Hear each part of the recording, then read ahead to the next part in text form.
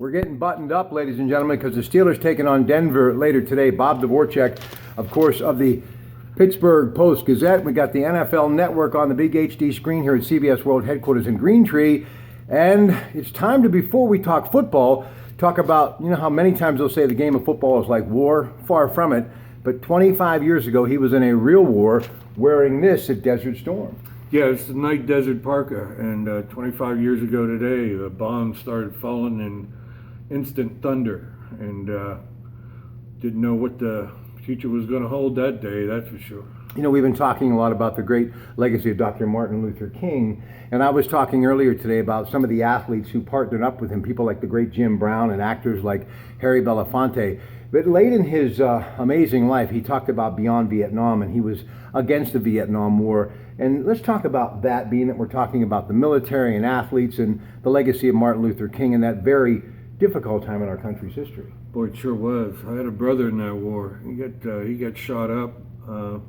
Highly decorated veteran, but war leaves a mark on you. There are no unwounded soldiers in war. Well, let's talk about the football game and take our mind off of that 25 years ago. And I remember as a broadcaster watching the coverage on CNN and thinking, this is amazing. Here we are in a war, and we were, and thank goodness that it is all over, and now we can turn our sights to something obviously a lot more pleasant, and that's the Steelers in Denver. Did you know Ross Godotti was in that war? I did not, from KDK Television. He's a Marine. Yeah, he was ready to assault the front line of departure. Well, to you, Mr. Godotti, hoorah, and you do a great job for TV too. Let's talk about Steelers today.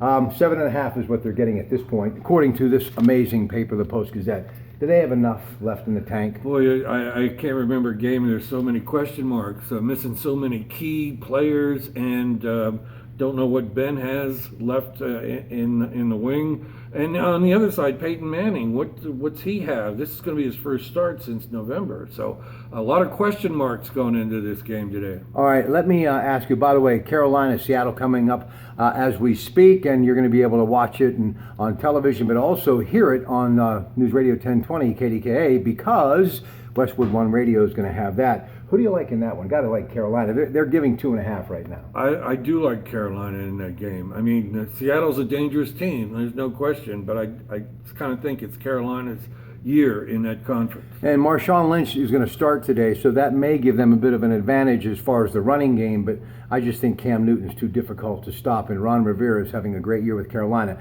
Now, back to the Steelers.